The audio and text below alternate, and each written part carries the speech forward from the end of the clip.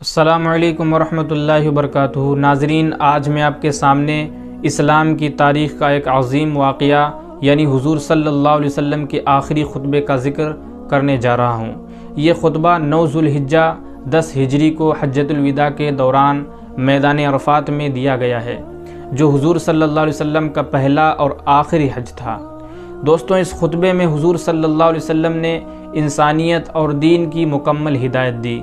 تو دوستوں، آئیے اس پیغام کو سمجھنے کی کوشش کرتے ہیں۔ حضور صلی اللہ علیہ وسلم نے اس خطبے کا آغاز اللہ کی حمد و ثنا سے کیا اور انسانیت کے لیے کچھ بنیادی باتیں بیان فرمائیں۔ آپ صلی اللہ علیہ وسلم نے ارشاد فرمایا، لوگوں میری بات دھیان سے سنو، شاید اس کے بعد میں تم سے دوبارہ یہاں نہ مل سکوں۔ پھر آپ صلی اللہ علیہ وسلم نے برابری کا پیغام دیا۔ فرمایا، لوگوں تم سب کا رب ایک ہے اور تم سب آدم علیہ السلام کی اولاد ہو۔ نہ کوئی عربی کسی عجم پر فضیلت رکھتا ہے، نہ کوئی عجم کسی عربی پر، اور نہ کوئی گورا کسی کالے پر، نہ کوئی کالا کسی گورے پر، مگر تقوی کے ذریعے۔ مطلب یہ ہے کہ اصل عزت اور فضیلت کسی قومیت یا رنگ میں نہیں، بلکہ صرف تقوی اور پرہیزگاری میں ہے۔ حضور صلی اللہ علیہ وسلم نے اس خطبے میں انسانی عزت، جان اور مال کی حفاظت کو حرام قرار دیا۔ فرمایا، آج کے دن تمہارے خون، مال، عزت ایک دوسرے پر ایسے ہی حرام ہیں جیسے یہ مہینہ ذوالحجہ اور یہ جگہ مکہ مکرمہ حرام ہے۔ دوستوں، یعنی کسی بھی انسان کے مال یا عزت کو ظلم سے چھیننا اسلام میں قطعی حرام ہے۔ پھر حضور صلی اللہ علیہ وسلم نے سود یعنی ربا کو ہمیشہ کے لیے ختم کر دیا اور فرمایا، جاہلیت کے تمام سود کو میں ہمیشہ کے لیے ختم کرتا ہوں، اور سب سے پہلے میں اپنے چچا عباس بن عبد المطلب کے سود کو معاف کرتا ہوں۔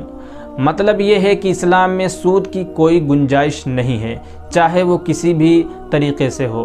حضور صلی اللہ علیہ وسلم نے عورتوں کے حقوق پر زور دیتے ہوئے فرمایا، لوگوں عورتوں کے معاملے میں اللہ سے ڈرو، کیونکہ تم نے انہیں اللہ کی امانت کے طور پر اپنے نکاح میں لیا ہے، اور ان کے ساتھ بھلائی کا رویہ اختیار کرو۔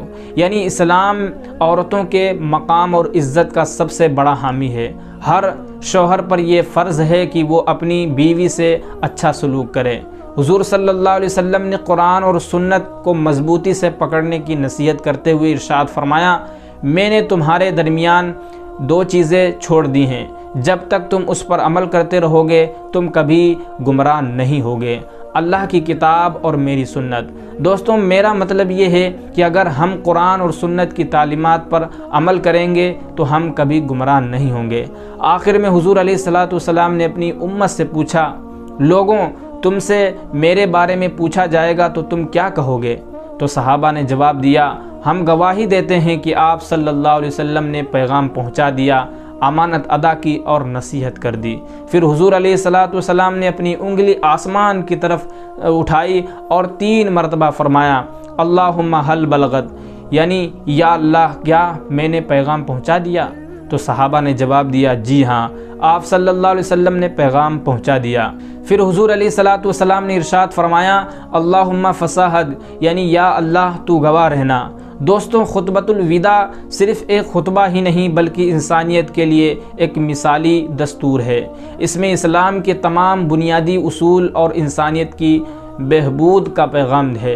آئیے ہم اور آپ قرآن اور سنت کے اصولوں پر عمل کریں اور حضور صلی اللہ علیہ وسلم کی تعلیمات کو اپنی زندگی کا حصہ بنائیں۔